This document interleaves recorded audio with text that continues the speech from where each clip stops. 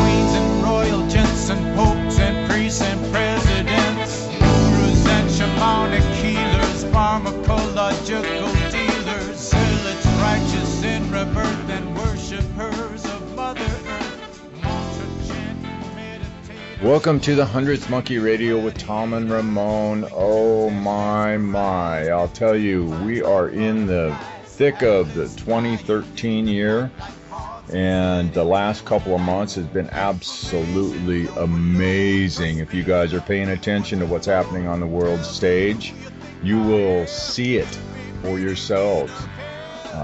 Just look at think about what it takes for that interchange to happen, just for you personally, how you personally have to go through the turmoil to have that change happen in your life. It's not necessarily have to go through the turmoil, but when you do start looking deep into yourself and really trying to find those things and develop those things within yourself, you find that there's things that have to be worked on, that have to be fixed. And in doing so, it creates a bit of turmoil. And I kind of see that reflected out in the world. For me personally, I'm looking at what I'm doing for changing myself and making myself a better person, and bringing those gifts down that I know I have. And to do that, I have to dig deep, and I'm digging deep inside to bring up anything and everything that could be standing in the way of me developing Tom to be the best and highest good person that I can possibly be. And I look out in the world and I see all the crap going on, and I see, wow, humanity is starting to really dig deep and starting to dig up the crap so that it can be addressed and taken care of. It's not necessarily an easy thing that we're going through, and when you look out, it's not necessarily a very pleasant thing to view. But I would not want to not go through some of the most tumultuous times in my life because of what I gained out of them in the end. So, fancy word, Tom. Oh, yeah. I kind of slaughtered it at first, but you know how I am. So, but Ramon, things are changing so damn fast here. There are so many angles out there right now of people really trying to do something for the better on this planet. We've got the what the heck are those guys called? The brain fart. White hats? No, not the white hats. That's one group that's actually coming out, and they're doing some stuff, but it's at People's Trust. The People's Trust. Oh, okay. That's very intriguing. I started looking into that here a couple of weeks ago, and we're probably going to have to get somebody on from that group and talk to them about what's really going on there, because everything I've heard from them so far is there's some tangible stuff there. And was that the same people that Mark sent us a link to? Yes. With the lady talking? Yes.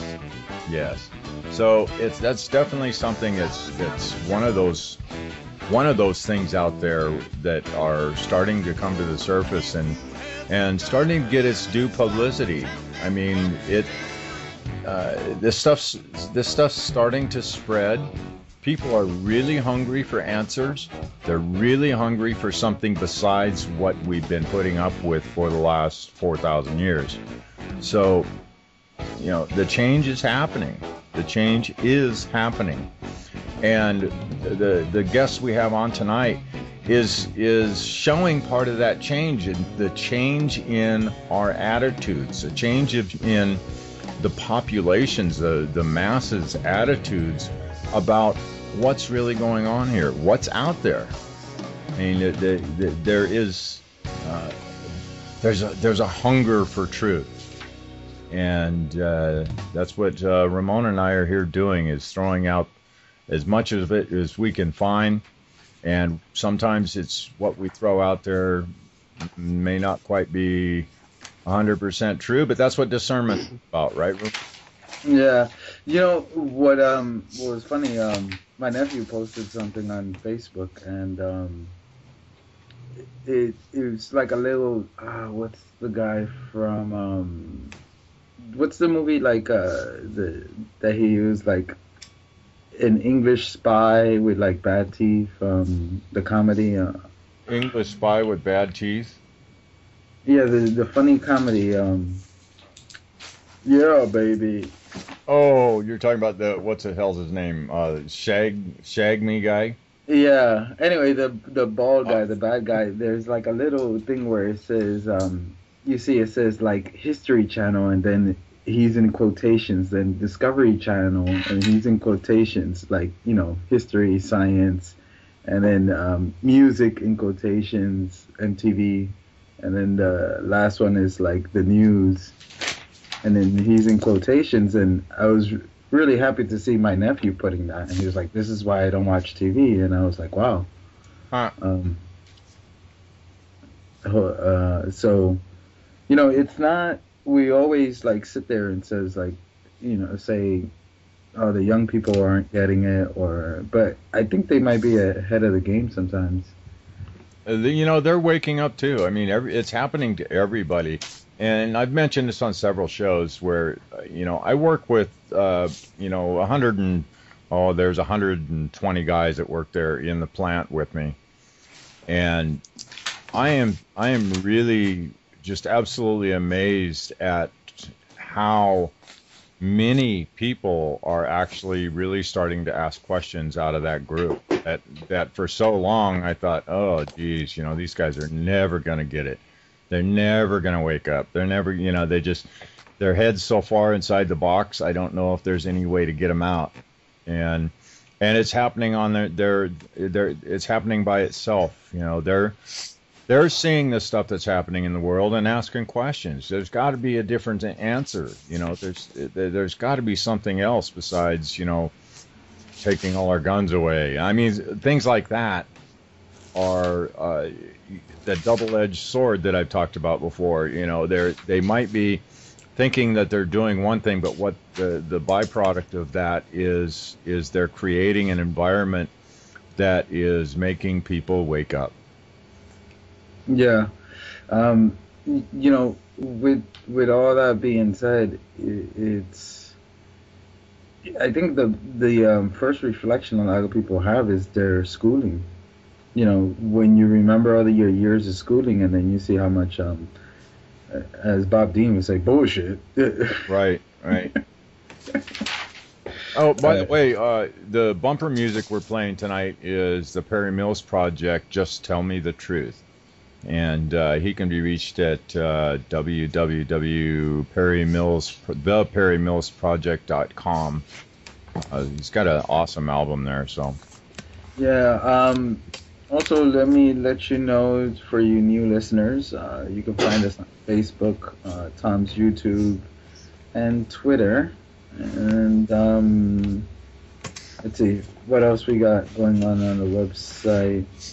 Fortunately, I don't have any new news, but anything else, Tom? No, let's go ahead and get rolling tonight. Yeah. So we've got, I met Greg last year at JCETI. He was there with a group of people from Japan, and we didn't have a lot of time to sit and chat, but the guy is intriguing, and he's doing some amazing work. Greg Sullivan is a professional sound designer and freelance writer who's lived in Japan since 2003. He coordinates JCETI, Japan Center for Extraterrestrial Intelligence, a research organization that is currently working to expand awareness about positive human features also, I suppose, ET disclosure, and benevolent ET contact in Japan. Greg, welcome to the Hundredth Monkey Radio. Thank you, Tom. Thank you, Ramon. Hi, good evening. Thanks for having me today. Good morning for us, huh? Good morning for us, yeah. It's great to be back, and then the timing is excellent here. Just for me, I'm just back after a month of being home in the U.S. So I've I've got the kind of still get just over the jet lag and kind of passed between that veil between both worlds here. But it's interesting. So we'll be able to cover the aspect of me and Ramon share here living in Japan, as well as all of us being originally from the U.S. or whatnot. So yeah, looking forward to a good talk today. Greg, you grew up in New York, or? Yeah, the New York area, right. So yeah, New Jersey, New York, and Connecticut. Okay. And I went to college in New York at NYU, and then I was a sound major, so working a lot with music and recording in studios. And I had done some study abroads and homestays through high school and college, and I think I feel I'm pretty was prepared for what I'm doing now and this life full time abroad since I was a child, really. But once I graduated, I kind of tried my cut my teeth, so to speak, in the studio world up in upstate Connecticut a bit, and then then kind of destiny called, and I was on the road through New Zealand for 6 months, and then finally ending up in Japan, and the rest is history, as I say. So what sparked your interest in the UFO field? Definitely, that's another kind of something from childhood. We all look at mysterious things and growing up, and I had a couple pieces of information that fell into my hands. One of them in high school, a guy at my dad's company wrote a book called The Occult Connection, and this was like a self-published book at the time. So I got one of the early draft copies, and it really, I had obviously been watching all the major network shows on UFOs as a kid in elementary and middle school, but this really hit me. It was a lot more raw and uncensored, so that was a real eye-opener in terms of the reality of the military involvement with ET technology and things like that, as well as the harder proof that was in the book regarding released documents and also leaked documents and things of that nature. So that book was what set the hook, so to say? That was the start of it. Then the other big one was a book called The Gods of Eden, which I recently found out is actually in Japanese. So I've been really recommending this to people here big time this year. The Gods of Eden was written by William. That's a great book. Yeah, that's a template paradigm book. It's amazing, and that really started to tie in the whole ancient history element of. The occult connection went there a little bit as far as the pyramids and things like ancient megaliths and monoliths, but this really traced that red thread all the way through the Illuminati bloodlines and was an introduction to the whole world conspiracy paradigm in relation to an ET presence. So that was really what during high school really kind of set the stage for this whole project, I think. Yeah. You're completely fluent in Japanese, correct? Yeah, I became that way. I was in New Zealand and I made some Japanese friends and heard a little bit at the time then. But when I first came here in 2003, I really was, I had never studied at all and just kind of dove in. And I really think that, there's for sure some sort of past life connection. I've had, at our events, we have a lot of folks who have abilities of their own, and so I've had several people kind of independently corroborate, that I was either, there's a samurai who was killed in a famous battle right near where I live now in Kyushu called Sasaki Kojiro. And when I went to the place he was killed last year, it just so happened that it was not only Friday the 13th, but it was also the 400th anniversary of the battle to the day. So that these kind of like these coincidences that you just can't chalk up to coincidence, you know what I mean? All right. But the language, I think, really is it really came also from the fact that me being a sound engineer and just the kind of like the listening skills. I was always intrigued by the sound of Japanese as a language, and just kind of forced myself to get involved and made a lot of friends who couldn't really speak English from the beginning, and fell in with a bunch of artists locally here, and got involved with an art space and this gallery space, and with the music scene. So that really just helped me pick it up as within a year or so. Obviously, this time around, this time when I came back to Japan, I actually went home to the U.S. for a year and a half. This time has been a whole other deal where I'm doing lectures in Japanese, and the whole lingo regarding UFOs, contact, and quantum physics and this kind of thing. That took a whole other 6 months to a year to really research and go to other people's lectures and listen to the way some of these things were talked about, and look up the vocabulary and things like that. So that was a whole other process that's been happening in the last 3 years. It's just really gone into overdrive. So are you doing the JCETI thing full time now, or are you still holding down another job? Pretty much, yeah. That's an interesting story. As of JCETI really went full time as a result of 3/11, the Fukushima disaster, and it's kind of the saga of how I was sort of like, it was this case of really, you can't put old wine in new skins, where I was back in Japan and went through this whole purge in my personal life and my situation here, and the sort of mission plan revealed itself after my guides and my kind of plan here got me back physically. So the reason why I came back was more on a personal reason, but it ended up being that this was the whole program, to do this work and to get involved with the media and things here. So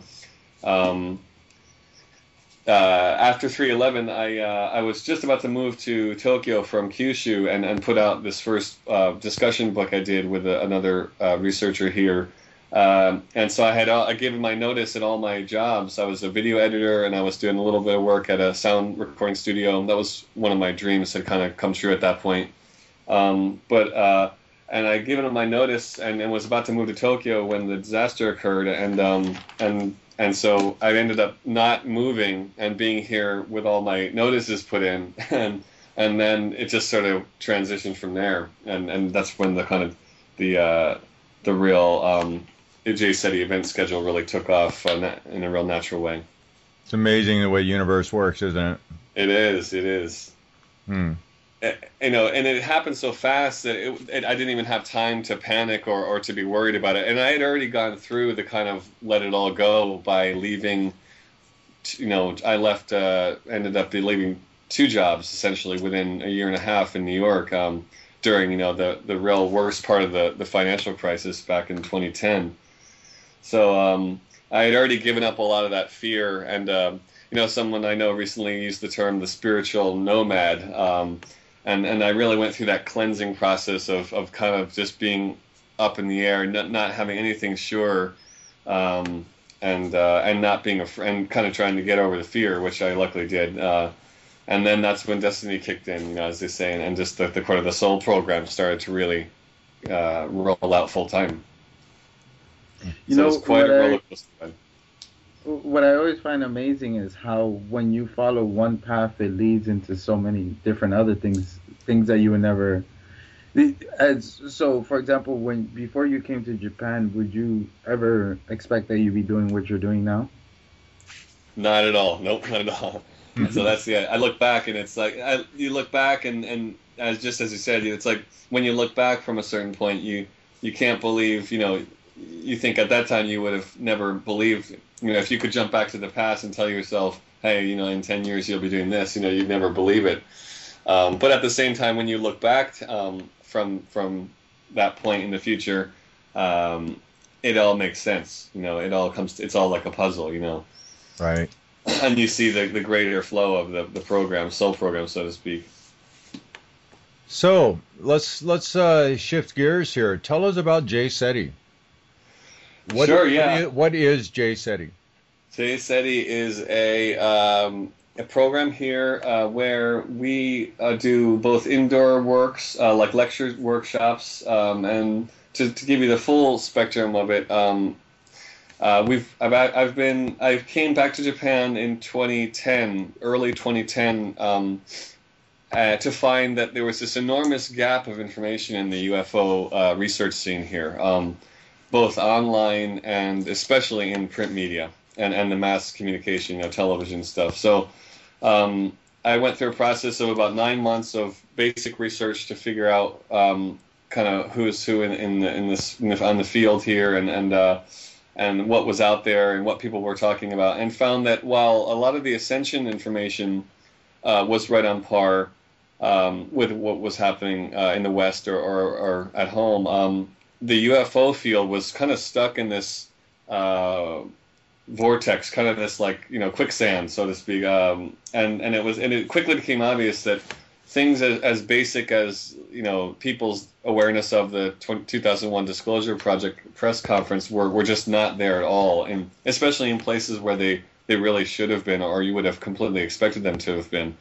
So that really started to stick out and say, oh, this is kind of our niche, isn't it? This is what I'm supposed to be doing. The homework that kind of dropped down from the higher dimensional level became very apparent very quickly, and so I started to not only look at places, to introduce that kind of information and to try and localize it, as we say in the music or production world, to try and put it into a context that's palatable for people here. So I went and started to develop my PowerPoint presentation and my lecture, as well as at the same time develop a Japanese program for a human-initiated contact initiative. So JCETI is directly inspired both by James Gillen's work at ECETI and Dr. Stephen Greer's CCE5 initiative. So I feel like we're like a kind of on a fundamental level, sort of a hybrid inspired by those two parties. But it's gone way deeper from there. That's just the first step. And the ascension element. I've got a new program this year I'm calling the hologram work. And so I kind of went on the 0 to 60 program, where as far as an experiencer, I went in just a few years from a lot of just book knowledge and the belief into full knowing and a lot of activation of the cities, as they call them, the psi skills and intuition-based things that had been there before, but coming into full awareness of them, as well as some of the training that is necessary to do this kind of work anywhere. And that was all coming from higher guidance. And so I think what I also feel our role here is to kind of be a force or an outlet to show people that those basic first few steps of awakening or the first few steps of going from non-experience to experience. So, and in Japan, people kind of think Japanese is a really difficult language, but in the media here, I'm sure, as Ramon can tell you, they've subtitled their own television, and things are very visual and graphic, and it's supposed to be so it's easy to understand. So the easier it is for them to understand, the better, even in their own culture. So we've been really pushed to make this, I don't want to say pop, but as accessible as possible. So in just a short time, I was thrown into situations where I was on local TV, and we did a full 20-minute thing where profile where we actually did contact work out in the field with two of the most popular television variety folks from our city here, and again, that book came out, and so there's been a lot of opportunities thrown my way from places unseen, you might say, that are really pushing this program of not only getting the information and getting the scene up to speed here, but also kind of developing a new approach or a non-American approach, a localized approach to the contact element as well. Mm. So give us an example of your own experience from going, because I find that so important when you go from believing to knowing. Exactly, right. Well, my first visit to JCETI Ranch was probably one of the main initial catalysts, and as we all know, this is a process. So what expands from one night or one day is it all ripples out. But a first experience of contact, seeing real ships flying at the JCETI Ranch in summer of 2007, that was really one of the first main catalysts. And then when I went back to Japan, I was living in Tokyo at the time. When I went back, they sort of followed me home, and I was seeing craft in the daytime and just sort of in this period of intense personal analyzation and deep research in my private time, my personal time, outside of work. And was just sort of guided to go deeper and deeper and keep chasing, going further down the rabbit hole, as they say. That led into more of kind of inspiration and intuitive type of communications and checking. I was just with a doctor friend of ours yesterday who went through his own process of kind of checking. We all hear the inner voice and you go from the point of doubting it to trying to confirm it, and then getting the outside confirmation in the outside world. So externalized confirmation. So I think I went through that process in a variety of different experiences. And I think the ETs, the extraterrestrial presence or the seeing, sightings of craft and things like that in the physical world that's what they're here to do, is to support that consciousness evolution. So that occurs on a personal level, and it's on a total society level and on a global level all at the same time. So that's what you see. What is their main purpose here? Is just raising our level of consciousness? One of the big ones, for sure. Yeah, I mean, it's a lot deeper than that, sure. But I think that we're being inspired to. They want, it's as much as we can do in our own society, as much as people can do with their own power, the better. So they're there to give hints and inspire. But I think that's one of the things that I found through my experience, is that the things that a lot of the people, the researchers I was looking at, were saying, really that whole went down the checklist as far as matching with my experience in terms of, we're not supposed to, we don't want to use the ET presence as a crutch and just, they'll just do it all for us. That's not really. It's like when you go to give rice to a third world country. You can give them all the food you want, but isn't it better to teach them how to grow their own food? So they're trying to show us our own power and awaken our own internal power. Do you find that as far as Japan compared to the U.S., do you find that the average, and I'm speaking of the average person, do you find that they're more open to this, or we're just a bunch of nuts? That's a very good question. Yeah.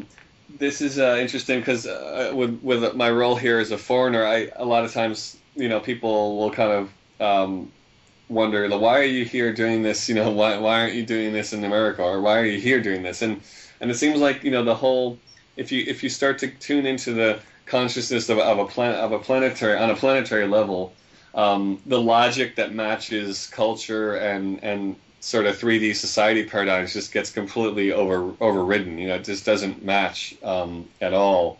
And so we have to overcome our limits. And I think that what we're doing, my presence here is almost representing. It's almost like a drama play. Me being a foreigner in Japanese society is almost like me being an ET in human society. So it's sort of like there's parallels to that.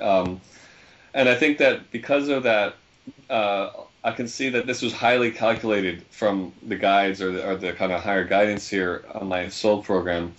Where I've been in a lot of situations where if it was a Japanese person, I think the shutters would have come down and the conversation would have been over before it had even started. So they are very, Japanese people have been extremely sensitive, extremely intuitive, and open to this in places that they really might not have normally been.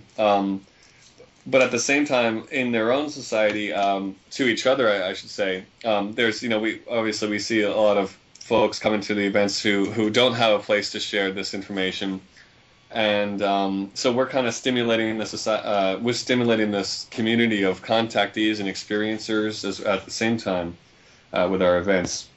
I'll give you an example, though. There was the disclosure testimony of the Alaska JAL flight, which had a long encounter with a very large craft in the 80s. Right, the one in Alaska. Right. That pilot, Captain Terauchi, apparently when he landed, was fairly quickly, fired from JAL. One of our contacts here where I live is a 40-year JAL pilot, captain veteran. So they call it the crazy Kichigai-atsukai, which is like the crazy treatment. They'll throw these people right in the mental institution, which is a pretty interesting reaction. They don't only not just hear you out, they'll throw you in the loony bin. That was the treatment that was standard until pretty recently. So in the countryside and more local communities, people at times really do have to keep their mouths shut. But I think that's changing dramatically, and the places we've been to, just unbelievably tiny, little farming communities, and just the places that some of these events have happened in. Again, I really feel like it's all part of this kind of element of stimulating the spiritual community, stimulating the community there in general. Because at times, we'll have word about the contact that actually happens in the field and it's gotten out into the local papers and spreads around the whole local community. So there's a lot of levels that are being affected that probably I'm not even aware of. Yeah, I have you ever been accused or anything like because I've noticed in Japan, whenever anybody's into anything like that, right away it's what they would say, like I'll say in Japanese and then translate Ayashi religion. Right, so like right. A weird religious kind of thing, or like a suspicious cult or something, right? Yeah. That's I guess that ever since that train exactly. Gas.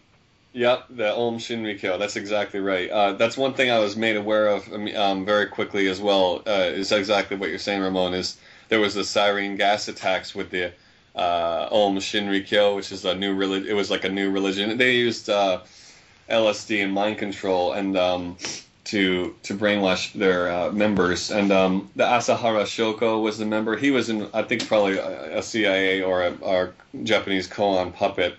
That was a whole other conspiracy, but that really damaged the spiritual lecture scene immensely in terms of people not.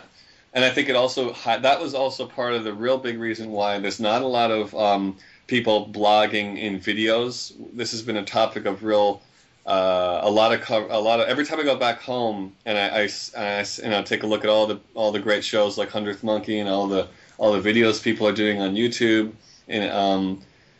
in countries other than Japan, I come back and look at, it's mostly a blog standard scene here. There's a lot of books are being published, and there's a lot of like real, just text-based blogs and real simple, blogs, but there's no in between. There's no alternative media here really yet. And I think that really is a part of stemming from that people are afraid to put their face out because they'll be accused of, hey, are you starting another cult religion like that, like the last one that led to a terror attack domestically? So they really calculated that when they used that guy back in the 80s. Yeah. The big question on what the motives behind that were, was it just to keep that society from, jumping on board with the rest of the world? Yeah, I think this ties into the hive mind. One other thing I really found about Japan is that there's when you go into the deeper elements, there's this fear of the hive mind effect here. So I think, and that is what the key of your show title is, isn't it? The 100th Monkey. So right. When you have a resonant effect of consciousness, the Japanese hive mind is extremely coherent and extremely focused as a societal group, and when you go deep enough, I feel it's been sufficiently made bare to me that there is an occult and a deliberate effort to have suppressed that consciousness here. It's unbelievable how, especially with this contact and ET information, how far behind such an advanced society, and they have the exact same information we do and these other related topics, but when it comes to contact disclosure, especially, just blanks, nothing, so we've had, it's been a lot for me to do just by myself or with a few people to try and do the catch up work at the same time as roll out this new program at the same time. But I think that it's all the timing. I'm not trying to be reactionary, but it's all coming into focus. I mean, especially coming up this year, I think. Yeah. You know what I've noticed, Greg, is that the average person, just like the U.S., when you catch them alone, because a lot of my students, they've had experiences. Yeah. It might be something just flying by or something more in depth, but a lot of people I've noticed have had experiences. They just, around me, they're open and they talk about it. But it's like, for example, my wife you met her, she's not into this at all, but then like a couple of her friends are really into this and they're really opening up, but I have to kind of pull them away from that exactly society, and then they kind of like, show who they really are. That's exactly right. They have that phrase here, "Mawari no me," which means looking at you checking the eyes around you, checking other people, checking if other people are looking at you, and getting the approval, of people around you is such such a big part of the social consciousness here. That, yeah, exactly as you say. When you get them alone, they really open up. And then we've had that. Luckily, that when we create a forum like this, and whether it's an event of just 8 to 10 people or 30, new connections are made without fail. New and real kind of destined connections are made, and I think we're reconnecting star family members as well, and a lot of kind of karmic clearings occur, and so I just kind of show up and let things happen naturally. Speaking of which, yesterday I was just with some people at a place that we often use for contact in the Kyushu area here, and it's a mountain, and Kukai, the Kobo Daishi, the famous Japanese Buddhist monk, apparently on his way back from China, his boat sank, and there's a legend that a great giant turtle saved him and brought him back to the shores of Kyushu here and up onto this mountain. And so there's this cafe halfway up the mountain, and just as we were leaving, the clouds parted, and it was just sort of like this really nice natural phenomenon where we could see all the way to the ocean. And the staff even commented, like, I can't believe how fast the clouds just parted, and this is almost like this strange supernatural happening here. And then we got talking to the owner about, hey, by the way, we've had a lot of UFO and strange activity up on the top of this mountain. Are you aware of that? And she proceeded to tell us how they had seen some sort of paper-like object floating through the woods, and there's a lot of nature spirits and a lot of things people see at that site, in both daylight and nighttime hours. Paper type object? Yeah, just maybe that was some sort of craft, fluttering like a plastic sheet, fluttering like paper on fluttering like a paper. Yeah, the craft. Sometimes the ET craft, they'll shapeshift, right? And they'll take on different forms, like a flock of birds or something, or just to kind of blend it a little more with the background.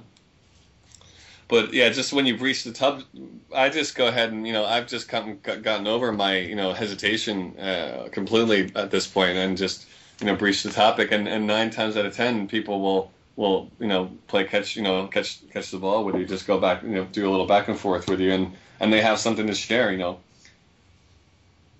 Yeah, I've noticed that's very true. Not to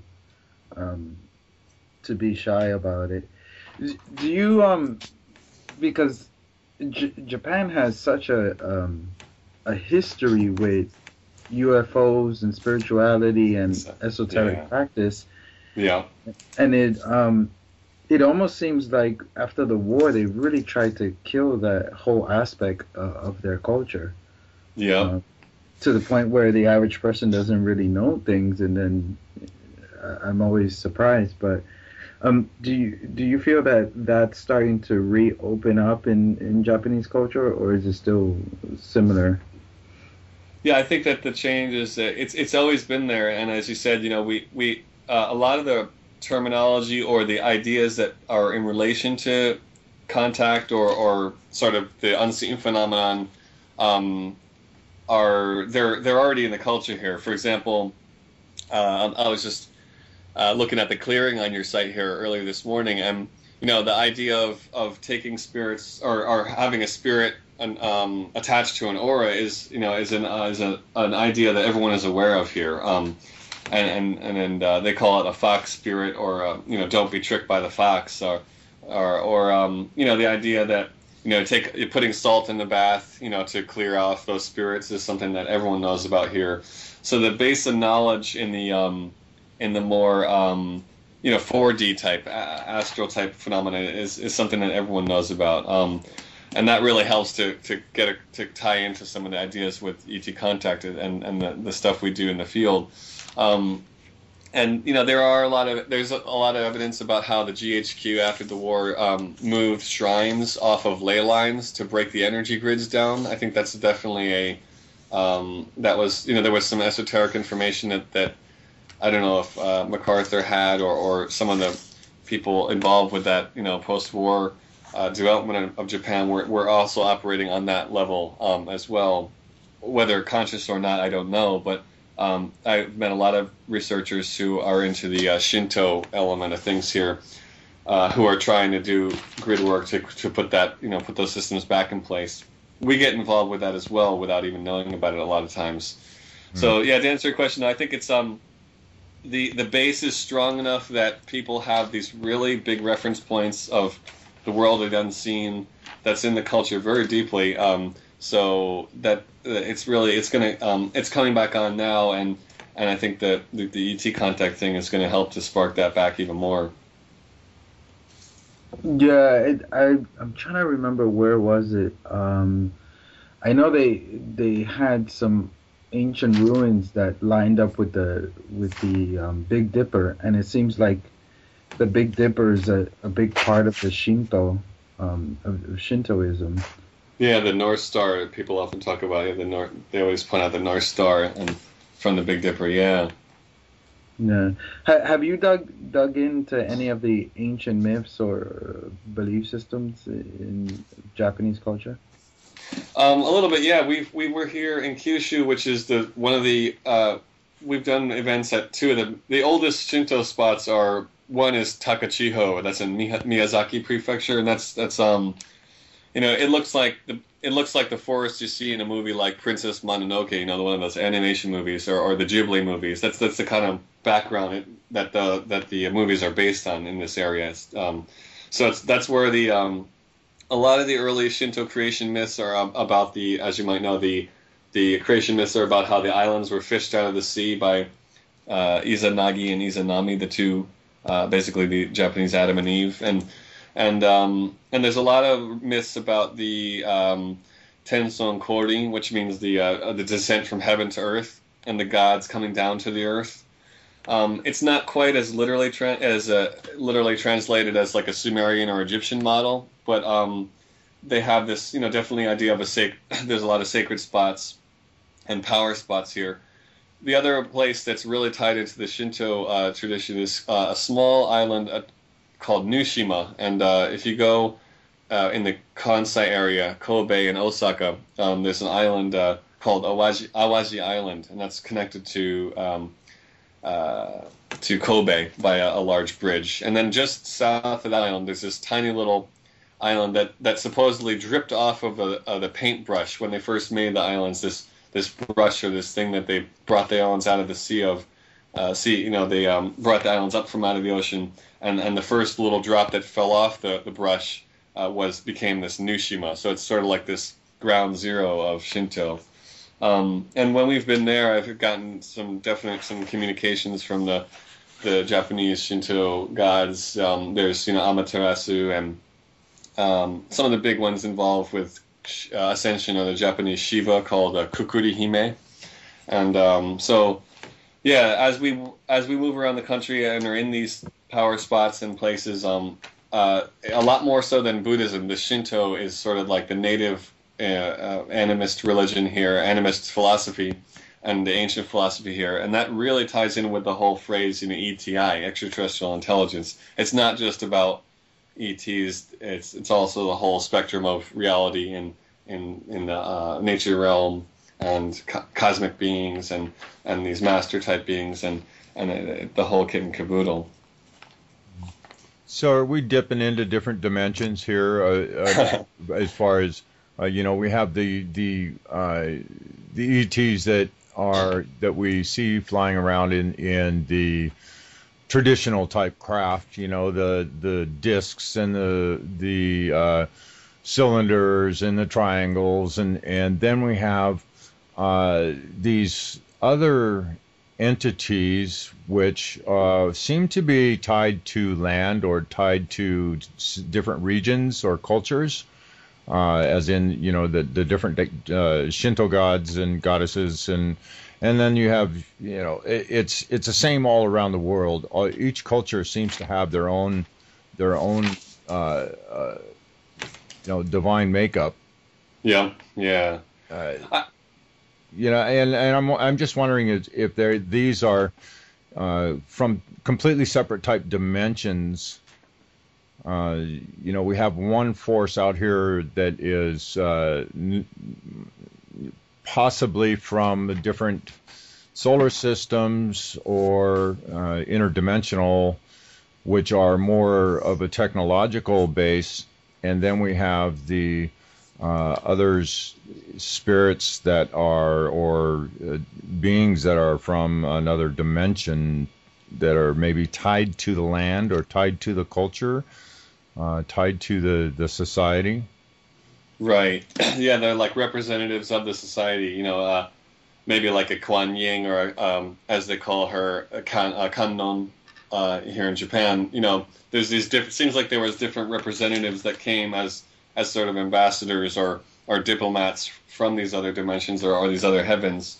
I think that as we get closer to actual contact, and as you go, bring the ideas like this into our actual waking reality, I think that there is a large degree of the potential for cargo cult misinterpretations and human projections onto some of these beings in the creation myths, and a lot of the Shinto researchers will tell you that one energy or one type of higher dimensional consciousness took on different roles in different myths. So as we get closer to the actual reality of all this, I think that we're going to find that a lot of the gods, so to speak, were actually just ETs. But there are, that doesn't take away their personal characteristics or their importance at all. But I think it is important that people don't give their power away. We need to, what is so powerful about actual having a contact experience in the field at one of these type of events, or even just on your own, as it's now quickly expanding to. I think the difference is that, if you talk to someone have an experiencer versus someone who's really into the dogma, the biggest difference is that the experiencer is actually using that connection in their everyday life when it gets to the most ideal level, and for their personal spiritual development. So I think that's what we're aiming for, you obviously run into, in all cultures, people still putting the quote unquote the gods on pedestals, but I think Ascension is about us becoming gods too, as one of James Gilman's books is called. So we got to get over all of our limits, and the more we get over our limits and hang-ups and lack of expectation for what we're really able to do, the sooner we can do that, the sooner this actual ascension will complete itself. Yeah, I find the it's almost in any culture, I think I have to be careful when I say that we are a reflection of God. We're gods ourselves, and you gotta be careful when you say that, because you can get a huge splashback. Do you find that to happen to you sometimes? I have that sort of indigo warrior thing. I'm also a New Yorker, so I just say it straight out. I really have to. I've really been inspired to just really be very direct, because I tell people, time is short, and there's no time to beat around the bush, and for me, it's like I'm trying to be in this position of stewardship and sort of set the standard, and we're getting real results in the field, and we're showing people that contact is real. So the more that we all raise our confidence level about sharing that with people directly, I think the better. So, and I think the language barrier helps that. It's sort of like that little bit. No matter how much, no matter how fluent you get, there's always that wall that's sort of there in consciousness or in perception. So that kind of helps take away some of the hesitation that might be there otherwise. Yeah, but that New Yorker spirit helps a lot of times when I need to be straight with people. Yeah, I see that. I can sense that you're in a pretty unique situation over there, being an outsider, so to say, and I definitely see the freedom that allows you. Yeah, there are this, like I said, that the leeway that's been given at times where it would have normally not been, and I don't take advantage of that for personal gain. I use that in a way to get the truth out and to and to benefit the person listening. So, and 9, 10, almost 10 times out of 10, they go, we part ways with for both of us being for both of us gaining something for the better. Right. Yeah, we call that gaijin points. Right, gaijin, yeah. Gaijin points, yep, that's right. Gaijin means foreigner or outsider. And you know what, that's an interesting thing about the elements of consciousness and resonance. In my first 5 years here, I was self-conscious at times because I'm almost 6'5", and I do stand out quite a bit here. So, while I was a musician and used to being on stage and stuff, and speaking in front of people is no problem for me. When you're in your private time and just kind of listening to a Walkman on a train, I don't want to be stared at all the time. So, I was self-conscious about that in the first 5 years, but I found that this time, when I came back in 2010, and it's now been 3 years now, that was completely gone. And I feel that I see how the part that I was responsible in kind of drawing that attention to myself in the past subconsciously, because now I've just been so fully immersed in what I'm doing here and moving this project forward that it's really I don't get I don't attract it to myself at all here now. So I think that's helped my language skills as well as, and then that in turn it's sort of it's creating your own reality with your consciousness. So that's been really one of the nice things about this time around being back. Yeah, I definitely have personally noticed the way the universe or the world reflects my attitude, reflects my belief structure, reflects my fears. I mean, if I'm worried about somebody seeing something wrong or doing something wrong with me, it's in some form or fashion. It's always projected out there. Yeah, that's one of the things that I learned fairly early on in my wake up process was the reflective nature of the universe. And how it whatever you're holding inside, whatever you're feeling inside, whatever you're thinking inside is being projected out, that you're creating an energy with every one of those things. And it's being generated from your being, and it is projecting out on the screen, the movie screen of life that we have here, and being played out metaphorically, most likely, being played out in some form or fashion to teach you, to show you, to so that you finally will understand that we are the creators here. Yeah, I agree completely. Right. So, Greg, we want to give you a chance before we move into the member section, second part, and take a small break here.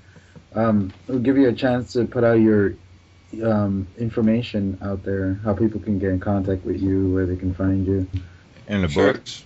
Thanks. Yeah, our site is jceti.org, jceti.org, and I recommend that people just take a quick look at the video page. You can see some of the TV appearances. I'm working a little more on some of the English content now, and we have a Facebook site that I update once in a while. I'm trying to be a lot more online this year. Last year I was out on the road an incredible amount, so I was not in front of the computer all that much. But you can feel free to email me through Facebook, the JCETI Facebook page, or our JCETI email is info@jceti.org.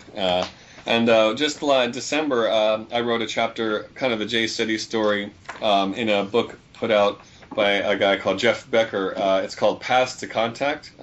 It's available on Amazon. True Stories from the Contact Underground. He introduced this book at the Star Knowledge Conference in late 2012.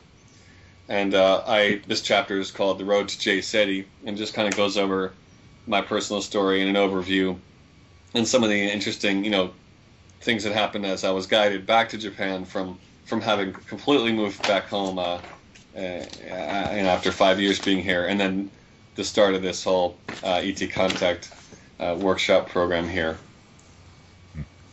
Very nice, very nice. And that's there's a link there on your website for that book? There will be. Yep, that should be in the shop area. Yes. Okay. Yeah. Last thing before we close out, when's the next JCETI event that you're doing? Are you doing anything up in this region, in the Tokyo region, or? I'm going to be down in this way south of Japan this week in Kagoshima, and on Friday, and then I'm kind of taking it a little bit easy this winter to work on finishing some of the books we're working on here in Japan. But our next one is going to be this hologram work at the end of February in Tokyo. It's going to be a 3-part series, and it's at the publisher that's kind of on the vanguard of the conspiracy, occult, spiritual scene here, called Hikaru Land. And that's going to be an indoor workshop. It's 4 hours per event, and it's going to be in February, March, and April. And the next contact workshop is going to be in mid-March, I believe, and we're going to probably do one in Oshima, which is one of the small islands south of Tokyo Harbor. Yeah. So people can take a look at the schedule. I know one person that has just recently moved here from the Philippines and was interested in hearing the Tokyo schedule. But yeah, we have an event schedule page, and people can use just a basic translator to put that into English if they need to as well. Yeah, let me know about it. Okay. I sure will. Yeah, I sure will. Okay, well, I want to thank everybody for listening to the first hour here, and if you guys would, if you're not a member yet and would like to check out all the second hour content of all our shows, I would urge you to go to the 100thmonkeyradio.com and hit that join button and become a member and help support Ramona and I in everything that we do. We're going to take you out with Harry Mills' Project. What song was that, Ramon? Just tell me the truth. Just tell me the truth. Condemnation without investigation is the height of ignorance. The love you deny is the pain you carry. And we'll see you in the minute.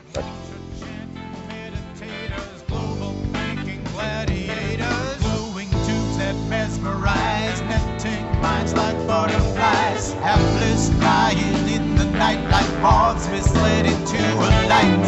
Information overload, trust me, then do what you're told. Tell me who you think I am, give me meaning in a can.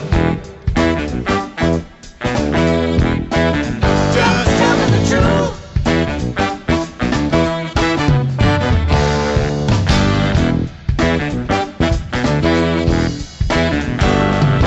If you haven't got a clue, then stop pretending that you do.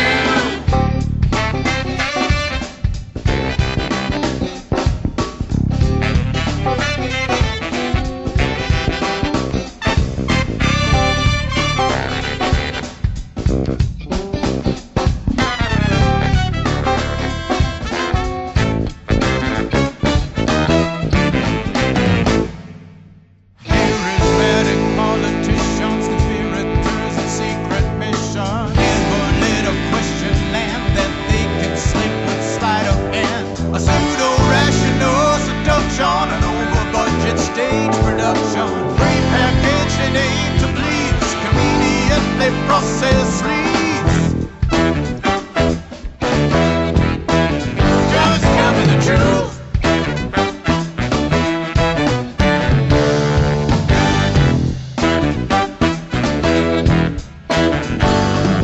And if you haven't got a clue, then stop pretending that you do.